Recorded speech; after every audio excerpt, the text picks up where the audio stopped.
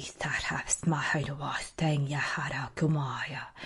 If it's Ainungara Timaya Yobai is the Narahi Dios Tainaya. Brujería, espiritismo, invocación de seres del pasado.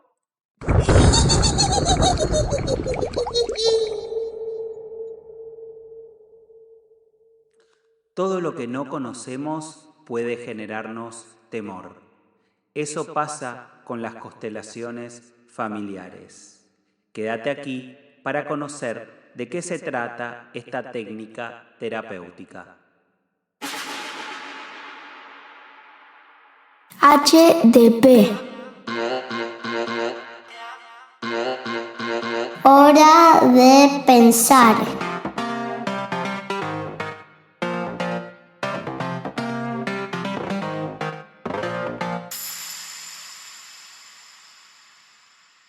Hoy quería compartir con ustedes un episodio con una persona muy querida por mí, con quien yo considero que crecimos profesionalmente juntos. Nos formamos en psicoterapia Gestalt hace bastante tiempo de esto y allí mismo nos hicimos amigos. La verdad es que nos dimos cuenta que teníamos formas de pensar muy parecidas, que teníamos una mirada de la vida, del mundo y de las cosas que pasan parecida también. Y entonces decidimos desde allá y entonces en algún momento hacernos amigos y después trabajar juntos. Yo creo que la mejor manera de trabajar con alguien y la manera más efectiva, si se quiere, de hacerlo es cuando estamos con gente que queremos, con gente que tenemos afecto. Entonces quiero presentarles a Milva Agostini.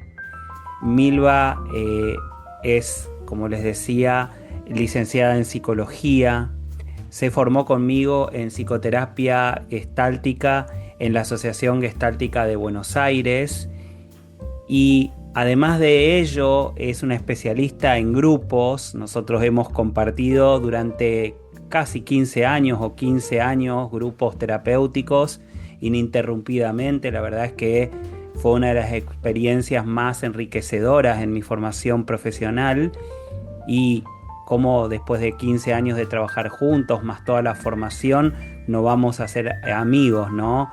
Conocemos las familias del otro, conocemos lo que nos pasa y si bien a veces por la vida misma no estamos tan en contacto, siempre sabemos que contamos el uno con el otro y profesionalmente seguimos de alguna manera conectados. Así que bienvenida Milva, quiero que vos nos compartas un poco más, por eso solamente hablé de alguito de tu resumen profesional, un poco quién sos y bueno, ¿a qué te dedicas? Gracias, Mau. Bueno, qué lindo estar de vuelta juntos al ruedo de nuestra amistad y de nuestra profesión, porque me emociona escucharte y recordar los años de trabajo juntos, y cuando digo trabajo no es trabajo estrictamente profesional, sino básicamente personal.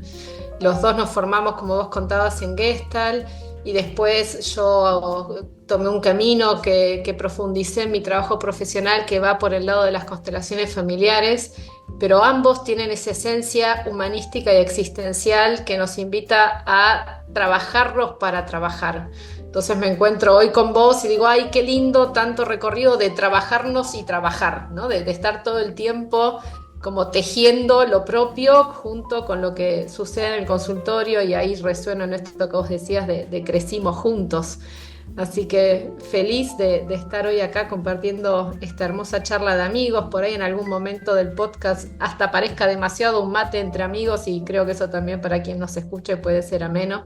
Y si no, sepan entender que somos recontra profesionales, pero nos gana a veces el lado más amigos y humanos y hablar tan coloquialmente. Yo creo que eso es lo lindo, ¿no? Un espacio donde se pueda hablar sin palabras tan técnicas y que a la gente le llegue, es un poco el propósito de este podcast.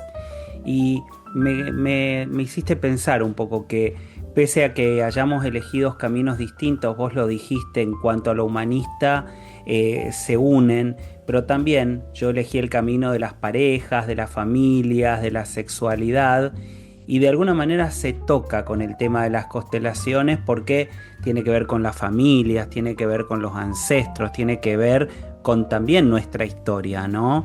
Y a ver, justamente hace tiempo quería grabar con vos porque, como ya la gente está sabiendo, este es un episodio sobre constelaciones familiares.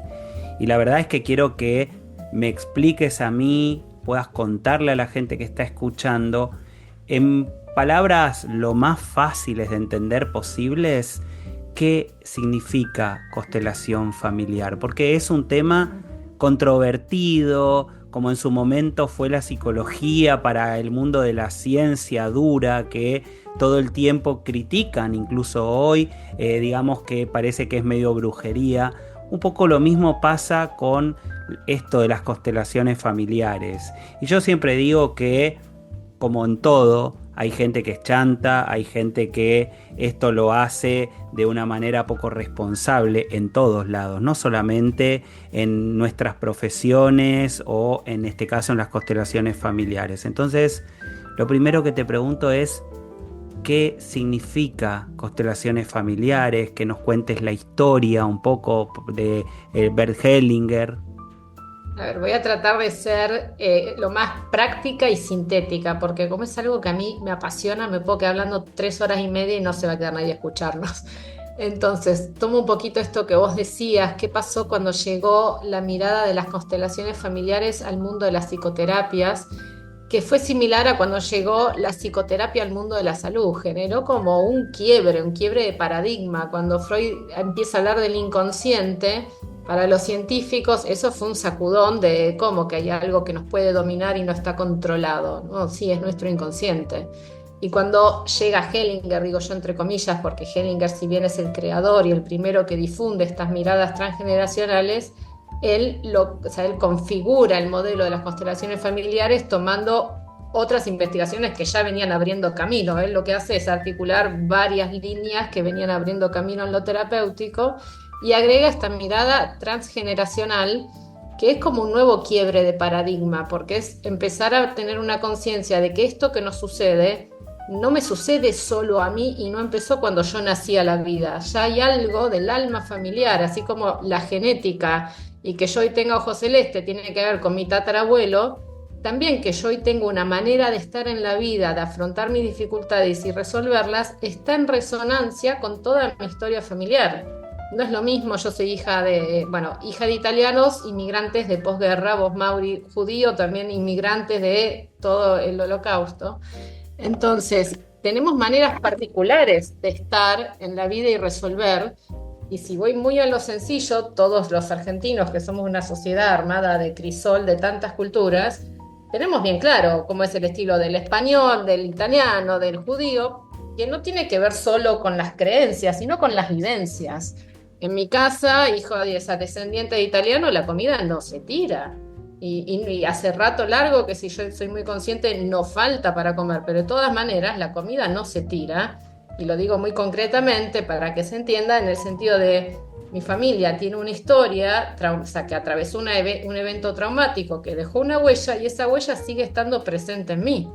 Entonces, esto es lo que trabajan las constelaciones, como esas huellas que quedaron en la historia, como en el inconsciente familiar, de situaciones dolorosas que todavía no se pueden de algún modo evolucionar, resolver, mirar, procesar, aceptar, siguen estando presentes. Y entonces hoy a mí se me presenta una situación difícil en mi vida, que ya otra vez la misma historia y otra vez la misma historia, y las constelaciones lo que invitan a mirar es qué es de la historia familiar está en resonancia con ese conflicto que yo hoy traigo a consulta, porque digo, siempre me echan de todos los trabajos. Cada vez que creo que estoy, otra vez me vuelve a pasar lo mismo, otra vez peleo con mi jefe, otra vez me echan.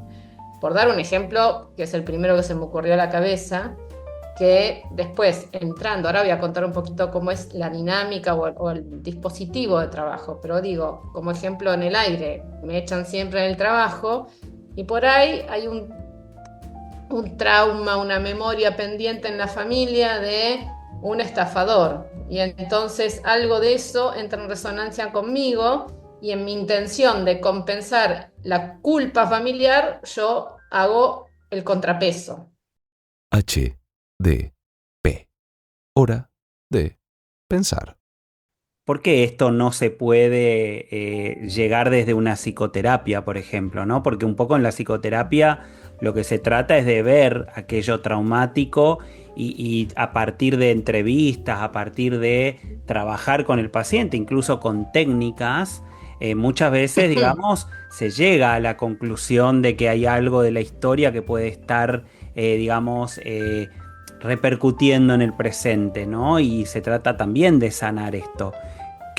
¿Por qué, digamos, se necesita hacer constelaciones familiares y por qué a veces incluso es lo recomendable? A ver, yo como terapeuta no me animaría o no soy partidaria de decir no se puede en una terapia. Mi experiencia lo que me demostró es que a través de la herramienta y la forma de trabajo que proponen las constelaciones se accede de una manera más clara y más rápida. Llegar a ese mismo lugar, desde mi experiencia, que trabajo tanto como consteladora como terapeuta gestáltica, llegar a ese lugar con un paciente me lleva mucho más tiempo que si hago la experiencia en el campo de la constelación. Y a veces cuando yo explico qué son las constelaciones, lo explico como cuando tenemos un dolor que decís, ¿por qué me duele acá la cintura? Y hago una cosa y hago la otra y me sigue doliendo. Y el médico me dice, bueno, vaya a hacer una placa, vaya a hacer un estudio por imagen. Y ahí en el estudio por imagen me sale que, claro, ese dolor de cintura tenía que ver con el tobillo. Entonces, cuando tenemos esa radiografía de la dinámica y entendemos que esto que me pasa acá tiene que ver con todo aquello de allá, es como que me da el mapa de trabajo terapéutico. Y entonces hago el camino más seguro y más rápido que a veces lo que sucede en el encuentro uno a uno en la psicoterapia. ¿Y cómo Por lo se menos trabaja? esta fue mi experiencia. ¿Y cómo se trabaja? A ver, voy a contar un poquito más de qué son para de ahí contar cómo se trabaja. Algo vengo contando. Es una herramienta terapéutica que de una manera, a mi entender, bastante clara y rápida, nos muestra el mapa relacional. ¿Qué quiere decir esto? Como seres humanos somos sociales y como seres somos mamíferos y como seres mamíferos somos sociales y somos gregarios.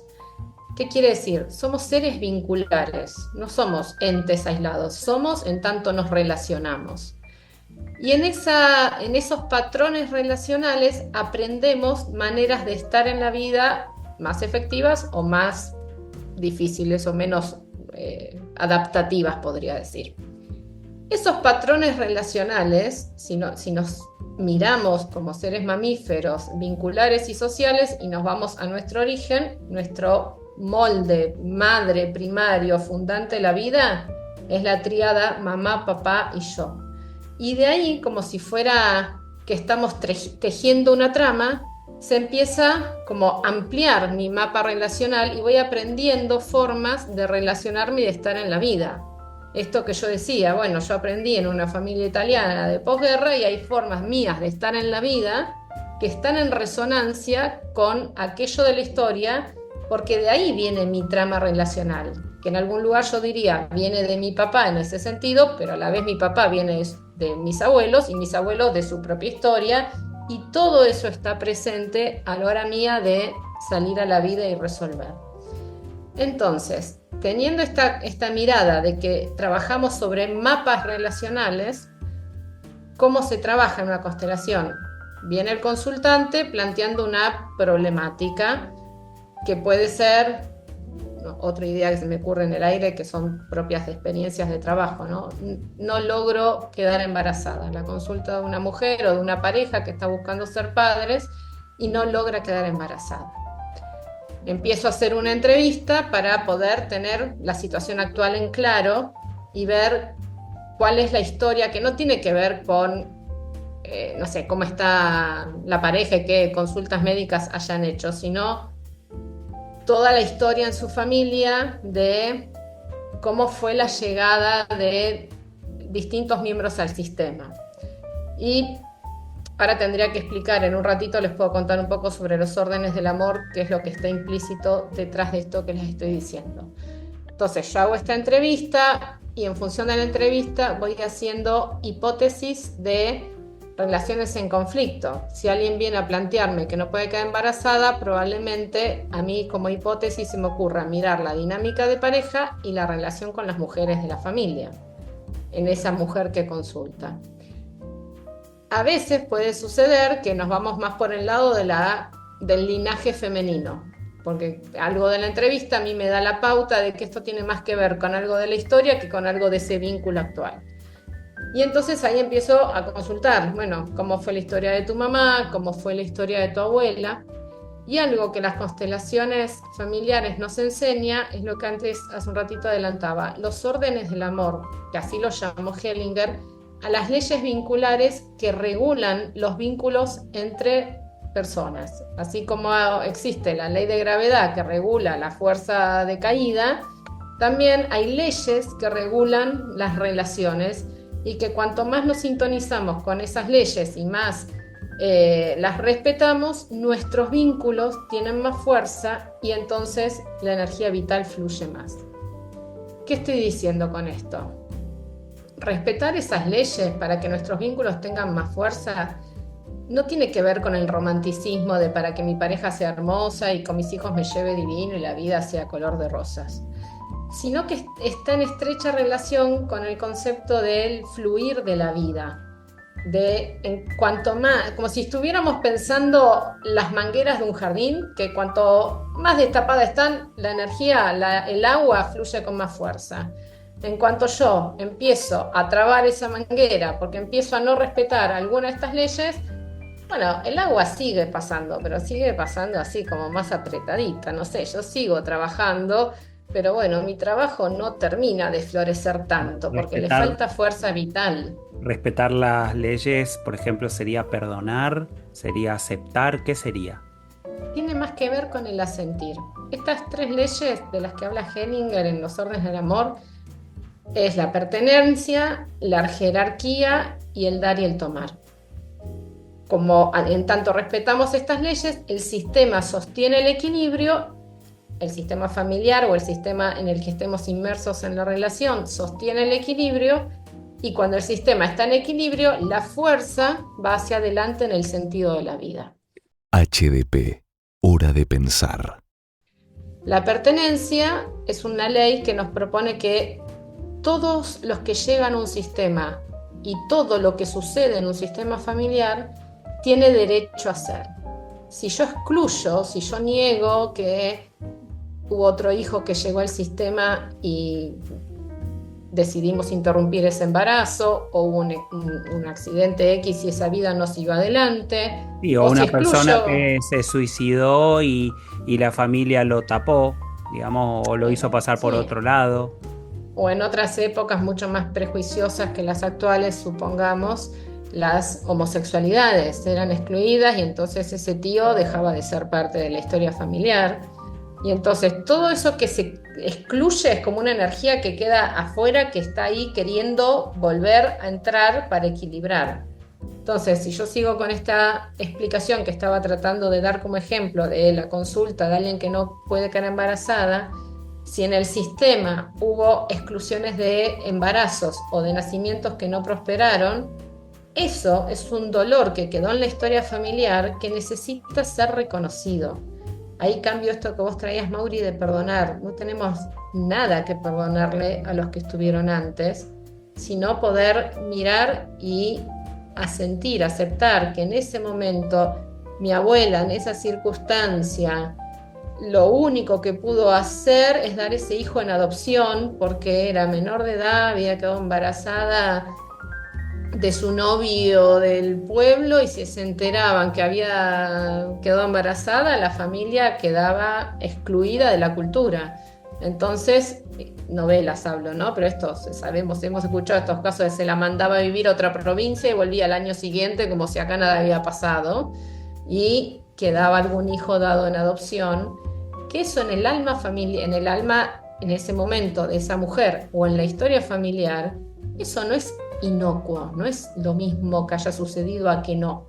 Cuando eso queda excluido, porque en ese momento es lo que podemos hacer, de algún modo en el alma familiar queda un peso, un dolor que sigue ahí como picando a ver quién se hace cargo de esta papa caliente y lo puede mirar. No dice que tengan que hacer algo más que darle espacio en el alma de, ok, eso también es parte de mi historia, eso también sucedió. Esa sería la ley del amor de pertenencia. Así. Esto es pertenencia, Bien. exacto.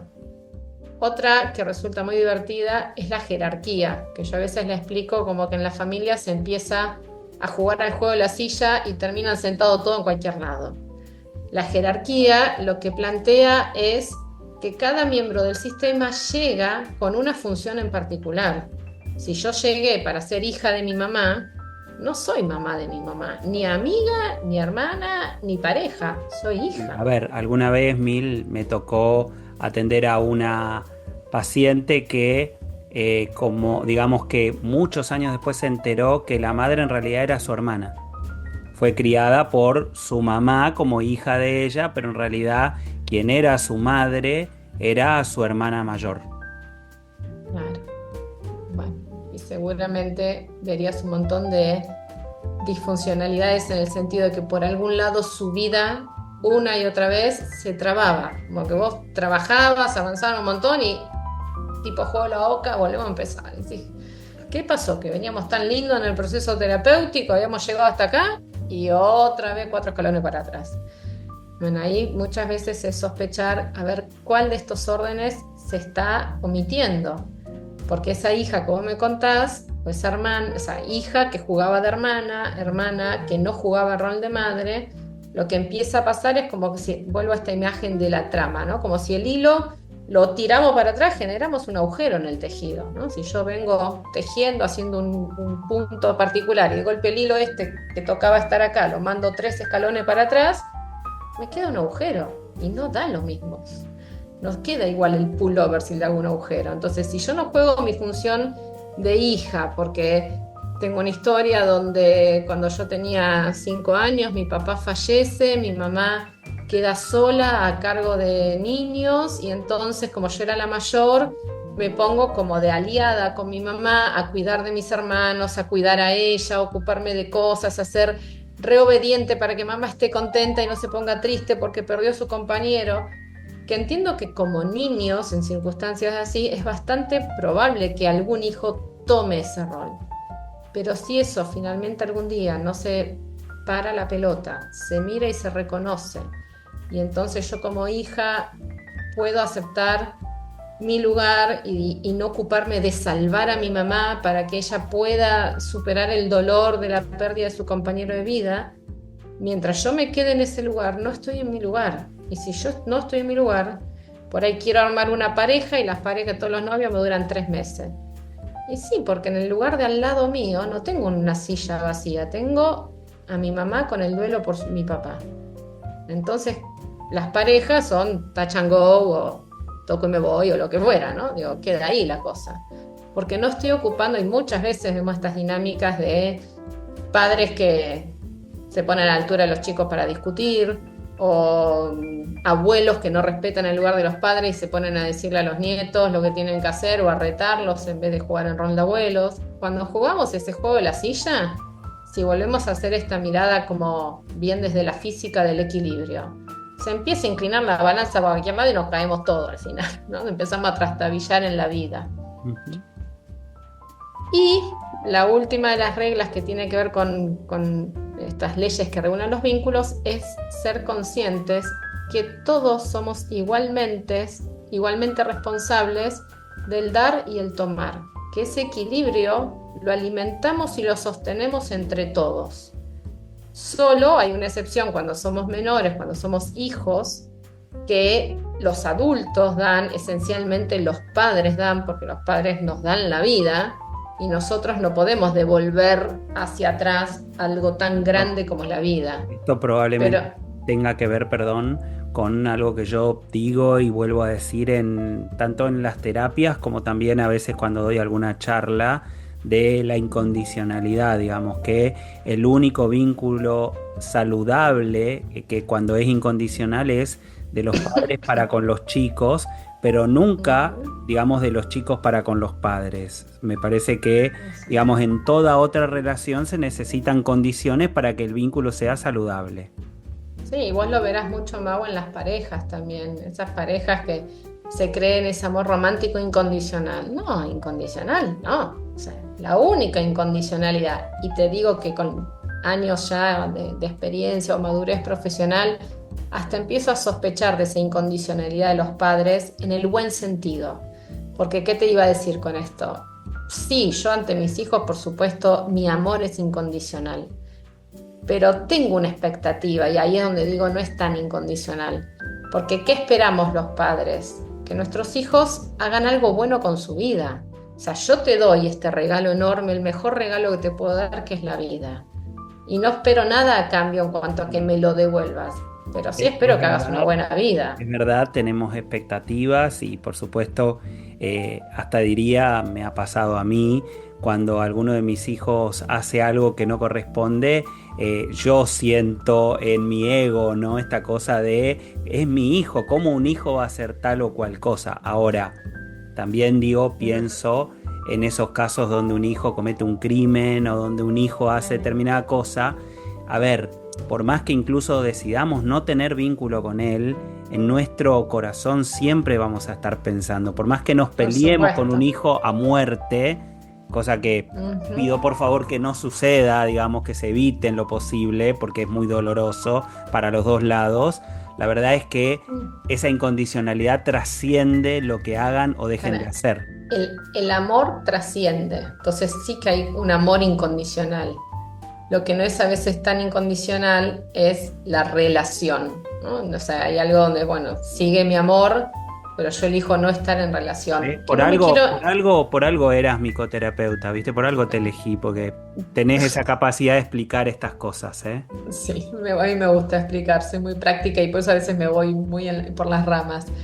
Pero a lo que yo iba recién con esto es, no es que hay una expectativa como de mandato de esperar algo. Si como padres esperamos que nuestros hijos sean abogados o heterosexuales o lo que sea, anda a terapia y fíjate qué te pasa con tus expectativas. Pero sí que hay una expectativa más existencial, que no es tanto de los hechos, sino de la actitud hacia la vida, de que lo que a los padres nos trae paz en el alma es ver que nuestros hijos hacen algo bueno con su vida, que de alguna manera la llevan adelante y sigue como el fluir de la vida en un buen sentido y no se traba y terminan en un asesinato. Explícame un poquito más de esto de el dar y recibir. ¿Cómo sería ese último orden del amor? A ver. Bien, de padres a hijos está esta diferencia que explicaba, donde la compensación del equilibrio se da cuando vemos que nuestros hijos salen a la vida con un buen equilibrio, con una buena sintonía. Y en los vínculos es mantener como el equilibrio, la paridad. La reciprocidad sería. La reciprocidad, exacto. Que lo que doy y lo que tomo haga un juego más uno menos uno. Estoy haciendo gestos con la mano, ¿no? Me sale, a mí me gusta mucho, vos sabés, las palabras, ¿no? Y la palabra pareja viene de estar parejos. Y en algún punto, bueno, una pareja que, si bien, por supuesto, esto es dinámico, todo el tiempo, digamos, la idea es sentir ese equilibrio en el vínculo, porque puede ser que uno se ocupe más de la cuestión del dinero, que otro se ocupe más de las comidas, pero hay un punto donde los dos sienten que están parejos, aunque sea por un ratito. La mayoría del tiempo sentimos un poco de desequilibrio, pero hay como una tendencia a la parejidad, si existiera esa palabra. Sí, o tener esa mirada, esa conciencia de que esa tendencia a la parejidad, si es que así se dijera, es la que trae más fuerza y más posibilidad de que el vínculo siga hacia adelante. Porque si yo doy más de lo que el otro puede tomar, genera un vínculo de dependencia, donde al otro lo estoy como dejando en una trampa, porque me debes tanto que no te puedes ir de acá. Y de algún modo también te quito la dignidad, porque te sentís que estás ahí como ¿viste? No sé, disminuido, sometido, eso. Y lo mismo al revés, esos vínculos donde hay una cuestión de dependencia, donde no pongo mi fuerza en ruedo porque todo lo espero de vos. Y entonces, que me resuelvas, que me sostengas, que me cuides, que me lleves, que me traiga, que me pague, que me compre, que no sé qué. Ya que estamos, un episodio de este podcast que la verdad es uno de los que más escucha tiene, se llama Amor Atómico, y es el primero y habla un poco de esto, ¿no? De las relaciones tóxicas, de cuando hay Eso. mayor sometimiento y desequilibrio, ¿no? Porque de eso se trata. Ujú. ¿Mm? Entonces, sí, exactamente. De alguna manera resuena esto que vos decís, y sí, si respetamos los órdenes del amor, no se puede hacer relaciones tóxicas. No hay manera que teniendo conciencia de estos tres órdenes, de estas tres leyes, construyamos relaciones tóxicas. Porque ¿Podés volver a decir los nombres? la pertenencia, que habla de que todo lo que sucede tiene derecho a pertenecer. La jerarquía, que es esto de los roles, de no juguemos a otro juego que no sea el que a mí me toca, ¿no? Me siento en otra silla. Y el dar y el tomar, que es este equilibrio de lo que cada uno pone y toma para que se siga manteniendo el plato de la balanza en una paridad que permita el fluir de la vida. Porque si no, se traba la fuerza. HDP, hora de pensar. Yo recuerdo que una vez, hace unos cuantos años atrás, me invitaste a participar de una constelación. La daba, me acuerdo, si mal no recuerdo, Mirta Domato Y Mónica Nigro. y Mónica Nigro. Y a ver, no es que yo constelé, sino que participé de una constelación y lo voy a ejemplificar, voy a prestar este trabajo mío un segundo para que de ahí en más vos amplíes y nos cuentes un poco cómo funciona esto. Recuerdo que me eligieron a mí para ser un país y que fui un país y que, digamos, la persona que prestó su historia o que necesitaba constelar estaba abajo y, bueno, fue contando algunas cosas que le pasaban y entonces, bueno, yo ocupé el lugar de un país, ahora no me acuerdo cuál era el país, pero lo que sentía o lo que me pasó en ese estar ahí parado era que me iba un poco para el costado, como que, o para atrás un poquito. A ver, obviamente que las vivencias, todo lo vivencial es súper difícil de explicar. Pero lo que no quiero, y un poco lo charlamos alguna vez, es esto de que parezca una cuestión espiritista, como el juego de la copa y estas cosas raras de que estamos invocando espíritus. Entonces quiero que intentes dentro de lo más posible explicar cómo funciona esto. Está genial, porque a veces hasta hay muchos memes, ¿no? Que se llama a la tía abuela a preguntarle qué había pasado con el primo. Pero O es que vienen. además te digo, justo ayer un paciente me decía, sí, porque la masajista que es budista, que me atiende, me dijo, ¿y vos con lo que pasó con tu mamá? Que la mamá era una persona que tenía esquizofrenia y falleció hace poco y el paciente todavía está trabajando esto y está elaborando toda esta historia. Decía, vos deberías constelar. Y le contaba y le decía, sí, podés, porque sé que uno ocupa el lugar de la abuela y se pone en el lugar de la abuela, pero el paciente lo entendía como eso, ¿no? Como que estaba poseída la persona. ¿Cómo es esto, Milva? No, o sea, lo venimos un poco entre líneas hablando, cuando yo recién decía esto, jugar al juego de la silla y cambiarme de rol. No es que yo me pongo en el lugar de mi abuela y voy a salir con el batón a hacer las compras, es como tomar ese rol. Entonces, o sea, ¿y qué sucede en una constelación? Yo antes estaba explicando un poco una hipótesis de una consulta de alguien que no puede tener hijos y entonces resulta que su abuela había tenido un aborto que no fue reconocido. Entonces, adelanté la película un poco contando esto, ¿no? Pero para volver a cómo es la dinámica. Se hace esta entrevista y si algo en la entrevista va mostrando este patrón relacional, se le propone al consultante, hablando de que estamos en una constelación grupal, si no se hace con víncores, que es toda otra explicación que ya excede este espacio hoy, se le propone, decía, al Los consultante vínculos del son, público, para que la gente entienda, son maderitas, ¿no? Ujú. Con... Maderitas que representarían las personas del sistema. Ahí va. Pero es más difícil de imaginar, entonces es más fácil pensándolo en lo grupal, que es un poco el ejemplo que vos traías. Entonces se le invita a elegir del público, por ejemplo, alguien que represente al consultante que no puede quedar embarazado y alguien a su abuela y a este bebé que no llegó a nacer. Entonces, no es que cuando quien entra a representar en lugar de la abuela va a estar hablando con el espíritu de la abuela y el espíritu de la abuela le va a bajar la información, ¿no? Esto está presente en el inconsciente familiar. Acá entran en juego conceptos de la física cuántica que tienen que ver con las dinámicas de campo, que también sería complejo explicarlo en pocos minutos en un podcast. Pero se configura el campo relacional como cuando éramos chiquitos en el jardín y nos hacían unir con puntos y entonces nos daban una hoja que tenía numeritos y empezábamos a unir y se empezaba a dibujar la gallinita. Yo le digo al consultante, en este espacio en blanco, posiciona tu lugar, el lugar de esta abuela y el lugar de ese hijo no nacido. Y eso empieza a dar una configuración que nos empieza a mostrar si están en resonancia, si hay contacto, si hay mirada.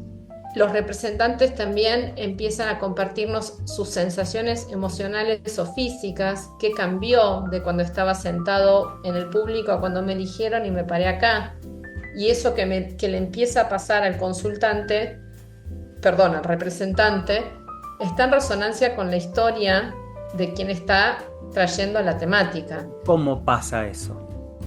Difícil explicar. Es muy difícil de explicar sin vivencia. Claro. ¿Cómo confirma? O sea, eso pasa porque el que está ahí parado, yo le pregunto, ¿cómo estás? ¿Cómo te sentís? ¿Cómo está tu cuerpo? ¿Hay alguna emoción? Y la persona simplemente, habiéndole de antemano aclarado, necesito por favor que solo me digas lo que te está pasando, sin opinión, sin crítica, sin novela. Me paro y empiezo a sentir frío. Me paro y ahora me da una angustia estar acá y yo cuando estaba sentada allá no me estaba pasando esto. Ahí entra esto que digo, la información sistémica está en el campo, son conceptos desde la física cuántica más complejos que por ahí podrían ser todo otro episodio. Pero eso que los representantes traen empieza a darnos la pauta de dónde está de algún modo obturado el fluir de la vida, qué fue lo que no se pudo reconocer, aceptar, integrar, mirar, que de algún modo está tirando de la trama y alguien 2-3 generaciones más adelante quiere avanzar en el sentido de ser madre y hay como un hilo que me tira para atrás. Entonces los representantes van dando esta información y lo que se busca es poder que el consultante pueda tomar conciencia de esa dinámica, reconocer ese evento en la historia familiar, eventualmente sentir empatía por esta abuela, poder incluir en la conciencia ese dolor que quedó excluido para no seguir cargándolo, para no seguir actuándolo. Porque lo que sucede cuando viene un consultante es como está actuando algo que quedó pendiente en la memoria o en el alma o en la historia familiar. Quedó pendiente esa y a veces en la dinámica de la constelación, en este caso hipotético que estoy planteando, seguramente se daría una dinámica de trabajo entre quien está en el lugar de la abuela y quien está en el lugar de ese hijo no reconocido. Poder contactar, poder mirarlo, poder tomarlo en su corazón para que eso se sane y entonces mi bisnieta no tenga que estar ocupándose de esto. ¿Y es recomendable, Milva, que la persona, después de tener esa información, la siga trabajando en una terapia, por ejemplo, o con eso ya basta? Las dos cosas. Sí, que es recomendable que la siga trabajando y a la vez hay algo que ya empieza por sí solo a operar, porque también estamos trabajando, si me voy bien a nuestra profesión, Mau, a nivel de las dinámicas de trauma. Cuando hay un trauma, cuando sucede algo que no podemos procesar porque de golpe me impactó algo en la vida, neurológicamente lo que sucede es que se interrumpe la interconexión hemisferio derecho, hemisferio izquierdo, quedó ahí como congelada. Y esa información no se procesa, no hay sinapsis de un hemisferio al otro. Entonces, ¿qué hacemos en la constelación si me voy bien a lo científico? Cuando en esa escena vemos a esa abuela que finalmente puede abrazar a su bebito que no prosperó en la vida, hay conexión. Cuando hay conexión, deja de haber ahí un hueco. Y cuando deja de haber un hueco, la vida fluye para adelante. H, D, P. Hora de pensar. Ves inevitable preguntar esto y voy a tratar de preguntarlo de la mejor manera posible. ¿Qué pasa con la implantación de temas? Y ahí te explico qué quiero decir con esto. Han habido casos, por ejemplo, en las terapias de regresión y terapias así como, si se quiere, más, digamos, del tipo donde las personas, digamos, cierran los ojos y hacen determinadas cosas que por ahí, a ver, no tenían en su recuerdo haber sido abusadas, por ejemplo, y de pronto es algo que a partir de esa situación aparece y por ahí, digo, cuando digo implantación es una palabra, digamos, fuerte, ¿no? Porque es algo que se impone a una persona que por ahí no necesariamente fue verdad, no necesariamente sucedió. Digo, ¿cómo se cuida eso, no? Porque digo, puede ser muy peligroso porque a partir de uno decir, me acuerdo de que cuando tenía 5 meses o que tu abuela fue abusada y entonces... Y digo, es peligroso eso, o sea, yo a esas cosas le tengo mucho miedo porque pueden generar situaciones tremendas. De hecho, recuerdo gente que me ha dicho a los 5 meses en una terapia pude acordarme, no en una constelación familiar, pero digo, me pude acordar que a los 5 meses mi papá había abusado de mí y ahora me enojé con él y no le hablo más.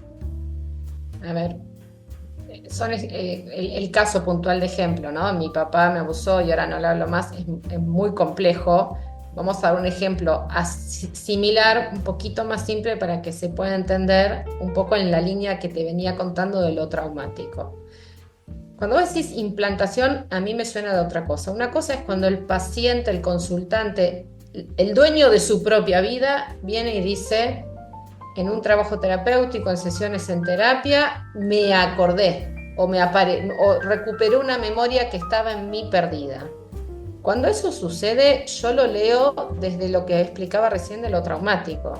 Cuando nos pasa algo que nos supera nuestra capacidad psíquica, el cerebro como mecanismo de defensa congela. O sea que es el paciente el que te trae información para que vos, haciendo este trabajo de ir mirando el linaje, digamos, vas viendo. Pero no es que, como dije yo, se implanta. Claro, no es un implante, es el paciente trae información que yo voy chequeando con él y en tanto le va haciendo sentido, en tanto le trae como coherencia a su vida, en ese sentido avanzo. No es que yo digo, ay, seguramente vos tenés problemas sexuales, te habrán abusado en tu vida, vamos a poner el abusador vos y tu papá. No, eso tiene nada que ver con las constelaciones familiares, más bien es un acto de violencia terapéutica si fuera. Entonces, vuelvo a esto. Si la información viene del consultante, la hipótesis primera mía de trabajo es probablemente ahí hubo algo traumático que sucedió a temprana edad, que no pudo procesar, que congeló y ahora que tiene 30 y puede verlo, algo se lo trae a la memoria y entonces lo trabajamos. Pero siempre se trabaja cotejando con el consultante si hay algo de esto que va pudiendo procesar, porque si no la constelación es un juego, no tiene ningún sentido. O sea, si yo hago todo un despliegue y el consultante no puede ver, no puede hacer sentido, no puede procesar, el efecto terapéutico cae en desuso, no tiene sentido. Porque lo que estamos trabajando en una constelación, me fui a lo neurobiológico ahora, ¿no? Pero lo que estamos trabajando es el reprocesamiento psíquico, aquello que no se pudo procesar en mí o en mi historia familiar, que reconecte, que sane, para que entonces se cierre el agujero y la vida, no sé, la manguera vaya con el agua llena, no con goteras. Milva, ¿nos contás ahora cómo te encuentra la gente y un poco más acerca de la formación en constelaciones familiares? Bueno, encontrarme a mí en lo personal, en mi Instagram, Milva Agostini, Milva con B corta. A la vez, junto con Sandrina Gobi, codirigimos una escuela que se llama Somos en Red, Escuela de Formación de Constelaciones Familiares y Gestalt, Este año también tenemos la alegría de haber abierto la formación de terapia gestáltica, de la cual Mauri también es parte del equipo docente. Ahí van a encontrar información sobre las formaciones y sobre distintos talleres que ofrecemos y laboratorios y retiros, en donde todo el tiempo trabajamos articulando la Gestalt y las constelaciones, tanto para formación de terapeutas como para desarrollo personal. Te voy a pedir que, además de todo lo que nos vas diciendo, trabajes un poquito más, ¿puedo? Dale. La idea... ¿Estamos con tiempo todavía? Poquito, muy poquito, pero por eso, si tenés alguna Ujú. técnica breve para regalar a la gente que está escuchando, por lo menos para que los deje pensando, porque como vos sabés, el nombre de este podcast se llama Hora de Pensar. Entonces, simplemente algo, y cuando digo simplemente, digo al contrario, es bastante complejo, pero digo algo chiquitito que pueda servirle a la gente que está escuchando para pensar un poquito en todas estas cosas. Algo de 5 minutos para después cerrar este episodio. Bueno, entonces, si vos querés, Mau, podés también hacerlo, o bueno, me acompañás en tu presencia. Lo más chiquitito y rápido que se me ocurre es proponerles hacer una fantasía guiada, en donde volver un poquito al origen de nuestra vida, en este sentido que decía que como seres mamíferos somos gregarios y que nuestra célula fundante es mamá, papá y yo. Entonces los voy a invitar a que se sientan, perdón, de una manera cómoda, donde puedan permanecer un ratito con ojos cerrados, sin llegar a dormirse, pero sin distraerse con el mundo exterior, haciendo una respiración para volcar la atención a su presencia más íntima, a su contacto con ustedes mismos, registrando cómo está el cuerpo, aquietando la mente, percibiendo cómo está ahora el plano de las emociones. Y los voy a invitar a que se visualicen en un espacio abierto, relativamente grande, donde se sientan seguros y en confianza. Se vean a sí mismos parados ahí en ese lugar que cada uno visualizó. Y que inviten a llegar a ese mismo espacio, a la imagen, la presencia de mi mamá. Se visualicen a ustedes mismos en un lugar determinado de ese espacio y mamá llega y también toma su propio lugar. Y algo ya se percibe distinto cuando no estoy solo, sino que está mi mamá presente. Y entre mi mamá y yo también se genera un campo relacional, hay una energía entre ella y yo particular, hay una distancia, hay un plano emocional que nos vincula. Y entonces también invito a entrar a ese espacio a mi papá. Y también él encuentra su propio lugar en este campo. Y entonces ahora, entre los tres configuramos un mapa particular. Hay un lugar donde está mi mamá, otro donde está mi papá y otro donde estoy yo. Y registro cómo es ese campo relacional. Qué tan cerca o lejos estamos. ¿Quién está dentro de mi campo de visión? ¿A quién veo? Si puedo ver a los dos por igual o más a uno que al otro. Si los dos me pueden mirar a mí, si entre ellos hay miradas, registro qué pasa en ese campo relacional. También, cada uno en su individualidad, en ese espacio en el que está, va a asignar una dirección de su propia vida. Si yo estoy parado acá y ahí está mamá y ahí está papá, ¿hacia dónde está mi camino de vida? ¿Hacia dónde va mi vida? Entonces las voy a invitar ahora a como sea que cada uno se lo haya imaginado, quedar por un ratito de espaldas a ese camino de vida y de frente a mamá y papá. Mirarlos, percibir cómo se siente ese espacio una vez más, y mirando a los ojos a mamá, le voy a decir: querida mamá, ante vos siempre soy chiquito.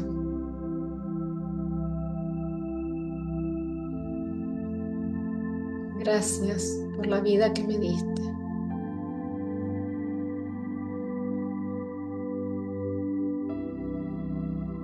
Quizás cuando dicen estas frases aparece alguna tensión, algún reparo, y entonces tratan de sostener la mirada en mamá, esa mirada de niño, esa mirada sin juicio. Y si lo necesitan pueden volver a repetir estas frases que tratan de abrir camino en esa relación, dejando con mamá lo que fue parte de su historia, sin inmiscuirme, sin entrar en opinión, y abrirme a tomar la vida de ella. Y entonces una vez más mirarla a los ojos y decirle: querida mamá, ante tus ojos siempre soy chiquito o chiquita. Gracias por la vida que me diste. Y registran qué cambia en esa percepción entre mamá y yo cuando pongo esta información.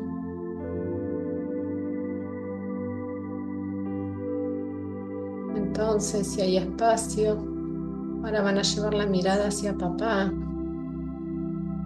sabiendo que también en ese vínculo pueden haber reparos porque la vida no es tan orgánica, va dejando alguna que otra basurita en el camino. Y trato de mirar más allá de eso, conectar con la esencia de mi papá, mirarlo a él a los ojos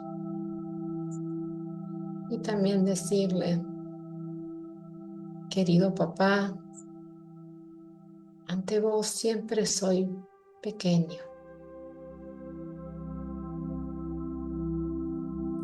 Gracias por la vida que me diste.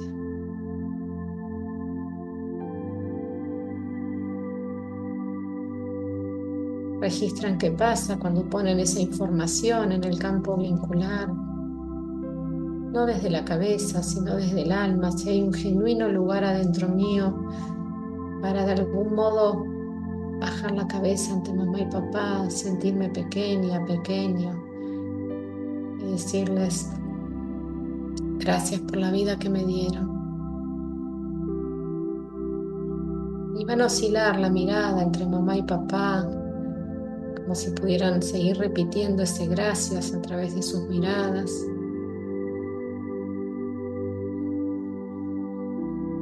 Y antes de girar les van a pedir: por favor, papá, por favor, mamá, mírame con buenos ojos cuando voy hacia mi vida.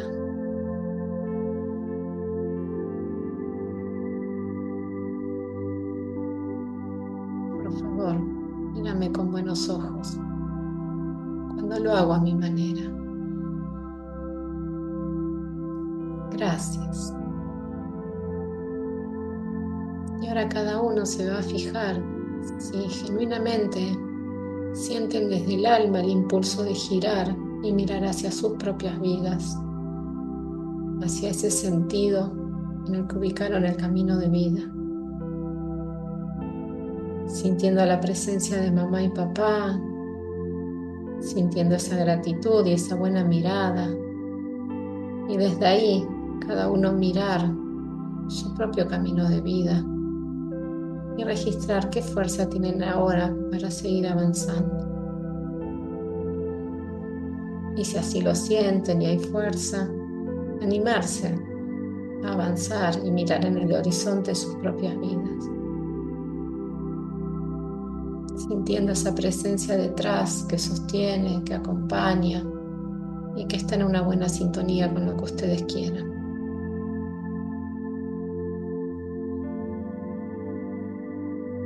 van a guardar este registro como si pudieran sacar una foto panorámica para de a poquito ir retirándose de ese espacio imaginario en el que estuvieron trabajando, volver a abrir los ojos, percibir el entorno en el que ahora están, registrar cómo se están sintiendo y por ahí, si así lo sintieran, podrían hacer algún pequeño registro por escrito de qué vivenciaron en esta pequeña experiencia. Quiero contarte que, y contarle a la gente que está escuchando, que no nos ve, que tengo los ojos llenos de lágrimas, que yo hice la experiencia, me permití por un rato conectarme con la posibilidad de hacer esto, y la verdad es que esto emociona mucho, permite de alguna forma poder agradecer que a veces no somos conscientes, ver quizás a dónde están nuestras trabas todavía, y me quedo con lo importante también, que además de agradecer, es que nuestros padres bendigan nuestro camino, ¿no? Lo importante que es que de alguna forma nos den paso a la vida y que puedan como acompañarnos, estén vivos o muertos, pero que estén con nosotros, ¿no? Así que gracias, y seguramente del otro lado la gente que está escuchando también está muy conectada, y me gustaría que en los comentarios del podcast también puedan compartir qué les pasó con esto, cómo se sintieron con esta experiencia. Bueno, nada más queda que agradecerte y por supuesto creo que a la gente que está escuchando como a mí seguramente le queda mucho más claro todo esto.